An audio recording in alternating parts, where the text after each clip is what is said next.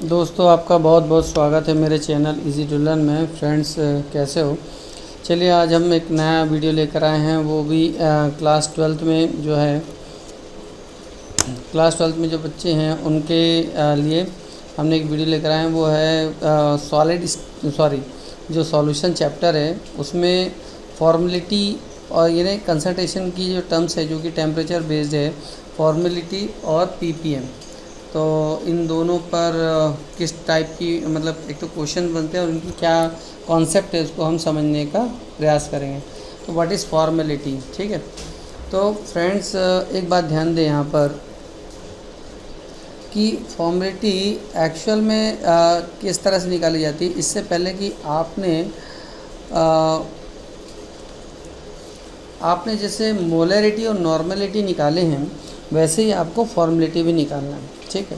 पहले मैं इसकी डेफिनेशन बताता हूँ कि डेफिनेशन ऑफ फॉर्मेलिटी है क्या, ठीक है। फॉर्मेलिटी तो इसको देखें, नंबर ऑफ, याद करें आप, नंबर ऑफ फॉर्मोल ये number of formula of solute per litre volume of solution is called formality, ठीक है। ये सबसे सिंपल सी डेफिनेशन है, ठीक। तो इसको हम लोग जनरली किससे रिप्रेजेंट करते हैं? रिप्रेजेंट बाय कैपिटल एफ, ठीक है। हम इसको कैपिटल एफ से शो करते हैं। तो फॉर्मूला क्या बनेगा इसका, याद कर लें आप लोग, number of formula of solute, ठीक है। यहाँ किसकी बात कर रहे हैं अपन? सॉल्यूट की। और होल डिवाइड बाय, यहाँ पर तो आपको वही निकालना है, यानी litre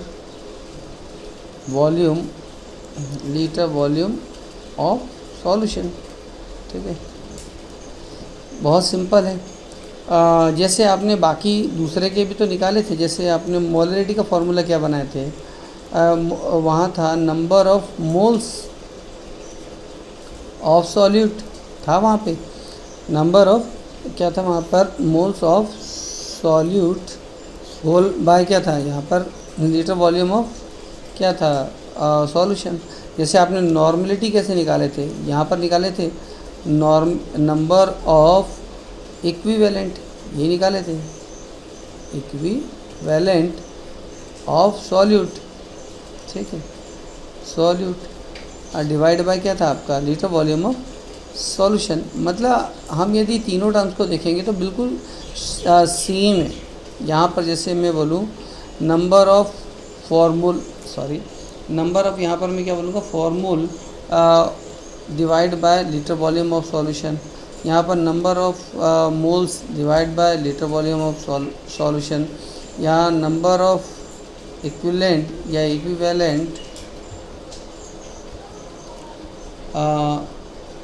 divide by litre volume of solution. तो सिमिलर है, केवल एक टर्म्स में ही अंतर आ रहा है, ठीक है। Number of फॉर्मूल, number of moles, number of equivalent, लगभग तीनों ही फार्मूले सेम बनते हैं ना। तो आप लोग को ये तो क्लियर हो गया।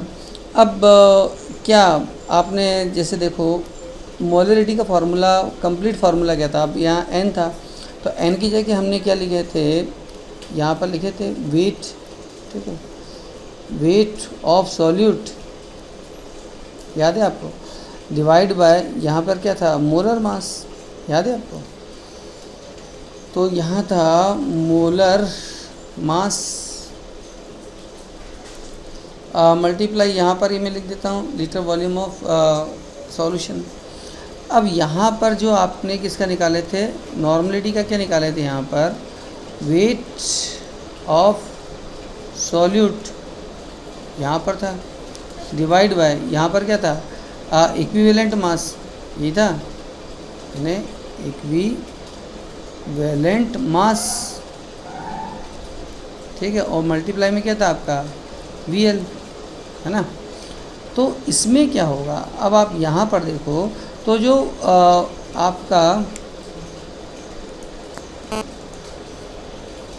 तो जो सेम इसी पर ही बेस्ड होगी, तो F इजिकल टू क्या आएगा यहाँ पर भी, weight of solute divide by, यहाँ इक्विवेलेंट मास था, यहाँ पर मोलर मास था, यहाँ पर होगा फॉर्मूला मास, ठीक है, फॉर्मूला मास,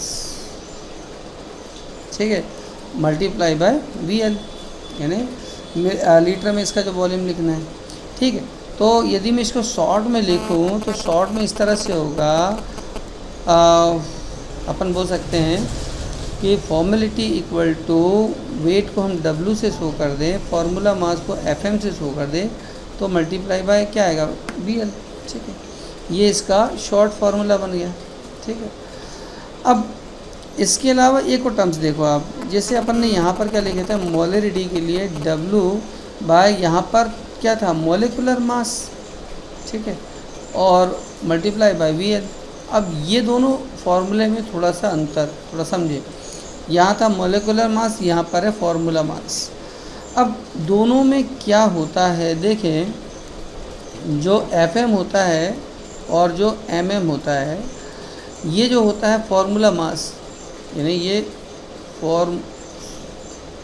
फॉर्मूला जो मास होता है, mass is a observed molecular mass, is a observed molecular mass, observed molecular mass, ठीक है।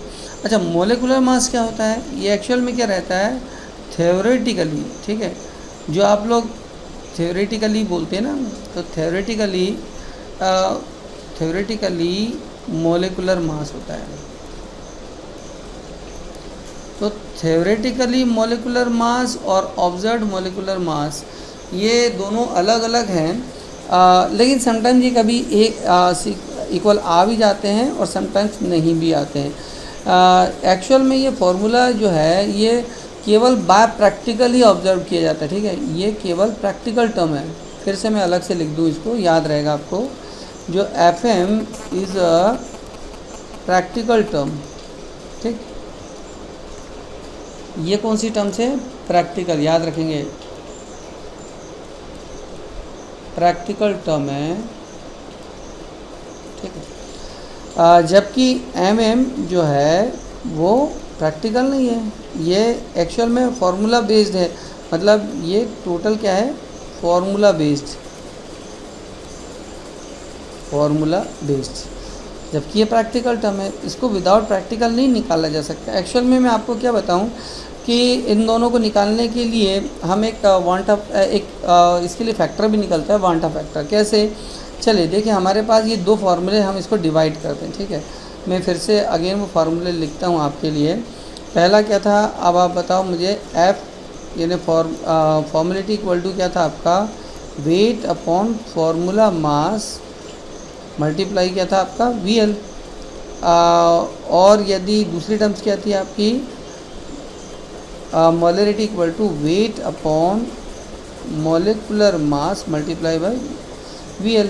यदि हम इस इक्वेशन फर्स्ट और इक्वेशन सेकंड को डिवाइड करें तो क्या होगा, इक्वेशन 1 डिवाइड बाय 2, तो formality upon molarity equal to क्या हो जाएगा, ये वेट से वेट कट जाएगा, VL से VL कट जाएगा, तो क्या आएगा यहाँ पर, मोलिकुलर मास अपॉन क्या आ जाएगा यहाँ पर, फार्मूला मास। अब मोलिकुलर मास है क्या है एक्चुअल में, ये थ्योरी क्या है, ये थ्योरेटिकली है ना, ये क्लियर है आपको। तो ये जो निकलेगा, ये निकलेगा थ्योरेटिकली मास, ठीक है, और ये निकलेगा आपका ऑब्जर्व्ड मास, ठीक है, याद रहेगा, जस्ट मिनट। अब ये जो एक्चुअल में दोनों का जो रेशियो निकलता है, इसको हम लोग क्या बोलते हैं, I, यानी ये एक्चुअल में कहलाता है वांट हाफ फैक्टर, ठीक है, वांट हाफ फैक्टर, ये आप लोग थोड़ा ध्यान देंगे। चलिए मैं एक एग्जांपल के थ्रू इसको आपको बताना चाह रहा हूँ। कि इन दोनों में अपन ने तो ये रिलेशन तो निकाल ही लिया, ठीक है। मतलब F/m इक्वल टू क्या हो जाता है आई, या हम इसको ये बोल सकते हैं कि formality is equal to I multiply by molarity. ये इसका फार्मूला हो गया। जैसे सपोज़ करें कि हमारे पास एक एग्ज़ाम्पल्स है, उसको हम निकालें कि मैं एक एग्ज़ाम्पल लिखता हूँ जहाँ पर कि 2.44 ग्राम बेंजोइक एसिड, ठीक है, benzoic acid is dissolved in 500 ml of benzene, ठीक है। अब इसमें इसको डिज़ोल्व किया गया है, ठीक है। और अब आपको निकालना है इसमें क्या निकालना है इसमें आपको फॉर्मेलिटी और आपको मोलरिटी दोनों निकालना है, ठीक है, मोलरिटी। चलिए अब कैसे निकालेंगे, आपको सबसे पहले अब यदि इसको मैं सॉल्व करूं तो C6H5COOH, ठीक है, ये बेंजोइक एसिड है। तो बेंजोइक एसिड का देखो यहाँ पर कितना वेट है, वेट दिया है 2.44 ग्राम, ठीक, और इसका वॉल्यूम कितना है 500 ml, और लीटर में यदि करेंगे तो कितना आएगा 1/2 लीटर, यानी आधा लीटर, या हम लोग इसको 0.5 लीटर भी बोल सकते हैं, ठीक है, सॉरी 0.5। अब यदि हमें मोलरिटी निकालना है तो मोलरिटी के लिए क्या होता है, wait upon molecular mass multiply 1/VL। तो वेट कितना दिया इसका 2.44, और इसका मोलिकुलर मास कितना होता है ना, तो आप लोग इसका मोलिकुलर मास थोड़ा सा निकाल लो, क्योंकि मुझे तो याद है इसका मोलिकुलर मास होता है 120। ये मैं नोट करके लिख देता हूँ यहाँ पर, molecular mass of benzoic acid कितना निकलता है 122। तो डिवाइड बाय क्या निकलेगा यहाँ पर 0.5, या मल्टीप्लाई बाय 2/8, है ना, अपॉन में कर देंगे, ये कट जाएगा तो ये कितना आ जाएगा 4/, इसको राउंड फिगर में ले ले तो 100 आ जाएगा, तो ये क्या आएगा 0.4। ये तो हो गया, मोलिकुलरिटी तो निकल गई। अब अपने को क्या निकालना है, फार्मूला मास मतलब फॉर्मेलिटी निकालना है। तो आपको मैं क्या बताता हूँ, पहले वांट ऑफ फैक्टर कैसे निकालते हैं। तो वांट ऑफ फैक्टर निकालने के लिए मैंने आपको क्या बताया था पहले, कि इसका कौन सा मास, देखें यहाँ पर, ये ऊपर थ्योरेटिकली मास अपन ऑब्जर्व मास, ठीक है। अब थ्योरेटिकली मास तो क्या निकलता है, वही 122। अब मैं आपको ऑब्जर्व मास बताता हूँ क्या होता है। एक्चुअल में जो बेंजोइक एसिड होता है C6H5COOH, जब बेंजोइक एसिड को बेंजीन में डिज़ोल्व करते हैं तो क्या होता है, उसके जो दो मॉलिक्यूल है वो क्या हो जाते हैं, आपस में ऐड हो जाते हैं, ठीक है। तो ऐड होने की वजह से यहाँ पर ये देखो, ये जो C है ये इस तरह का C6H5, यानी जो इसके दो मॉलिक्यूल एक साथ जुड़ जाते हैं तो इसको बोलते हैं डाइमराइजेशन। क्या बोलते हैं इसको, डाइमराइजेशन, ठीक है, डाइमराइजेशन। तो मतलब ये डबल अणु जो है वो आपस में ऐड हो जाते हैं, ठीक है। तो डबल जो अणु हो जाते हैं ना, मतलब एक डालते हैं वो लेकिन अंदर जाके ज्वाइन हो जाते हैं हाइड्रोजन बॉन्ड से। तो हाइड्रोजन बॉन्ड से जब डबल हो जाएंगे तो इसका 122 और इसका भी 122, यानी कितना हो जाएगा 244। तो यहाँ पर ऑब्जर्व क्या होता है 244, तो हम यदि डिवाइड करेंगे तो ये कितना आ जाएगा 1/2। क्लियर हो गया। तो हमारा जो आई की वैल्यू कितनी निकल गई 1/2, और फार्मूला मास इजिकल टू क्या है हमारा आई इंटू मोलिकुलर मास। तो आई हमारा 1/2 और हमारा मोलिकुलर मास निकला था 0.04, तो क्या निकलेगा 0.02, ठीक है।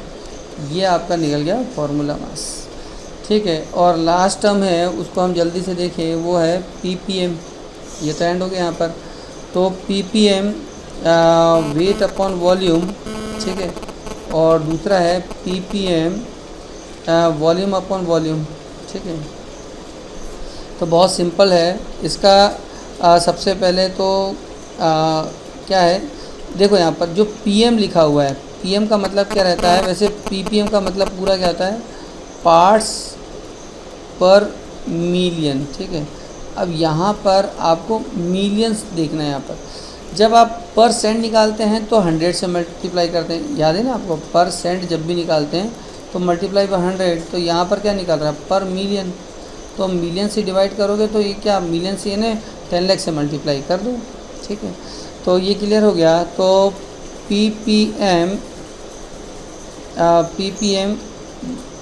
वेट अपॉन वॉल्यूम, परसेंट नहीं निकाले हम वैसे, क्योंकि 100 से मल्टीप्लाई करना पड़ेगा। Ppm weight upon volume is equal to क्या आएगा, यहाँ पर बहुत सिंपल है कि वेट ऑफ सॉल्यूट, ठीक है, divide by weight of solute इन काय में निकलोगे, लिखोगे इसको ग्राम में, ठीक है, डिवाइड बाय यहाँ पर वॉल्यूम में लीटर में लिखना है, तो लीटर वॉल्यूम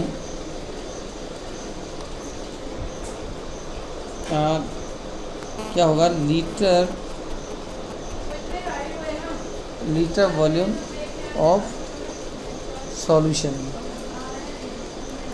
ठीक है, 10 टू द पावर 6 मल्टीप्लाई में करना पड़ रहा है। क्यों, क्योंकि यहाँ पर हम पर मिलियन से कर रहे हैं ना, तो ये सॉल्यूशन ये काय में आएगा आपका, ओ सॉरी एक मिनट, जस्ट मिनट, इसको अपन लोग को लीटर नहीं लिखना है, यहाँ पर एक्चुअल में मुझे क्या लिखना था, मिली लीटर वॉल्यूम लिखना था ना, तो यहाँ पर मैं मिली लीटर कर देता हूँ, ठीक है।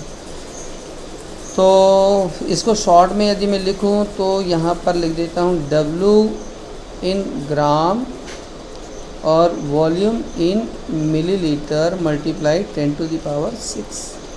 तो ये आपकी निकल गई parts per million weight upon volume, first वाला फार्मूला हो गया ये, ठीक है। इसको थोड़ा सा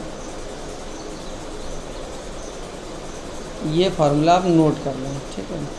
अब वैसे ही क्या दूसरी थी आपकी parts per million volume upon volume, तो इसका क्या मतलब निकलेगा, तो वॉल्यूम ऑफ सॉल्यूट, ठीक है, सॉल्यूट इन मिलीलीटर, तो यहाँ पर भी क्या निकलेगा, वॉल्यूम ऑफ सॉल्यूशन, ठीक है, इन मिलीलीटर, मल्टीप्लाई भी क्या आएगा 10 टू द पावर 6, ठीक है। तो ये हो गया। अब मैं इसको शॉर्ट में लिखूँ तो ये तो हो गया, शॉर्ट में यदि लिखूँ तो मैं volume of solute in millilitre और वॉल्यूम ऑफ सॉल्यूशन, ठीक है, यहाँ n लिख देता हूँ मैं, in millilitre multiply by 10 to the power 6, ठीक है। ये था ppm v अपॉन v। अब इसका यूज़ क्या है, देखें, यूज़ तब होता है जब सॉल्यूट, ध्यान दें यहाँ पर, जब सॉल्यूट का अमाउंट बहुत, जब सॉल्यूट जो रहता है, solute amount is too low, is very low, तब इसका यूज़ होता है, ठीक है। Then ppm is used, ppm is used.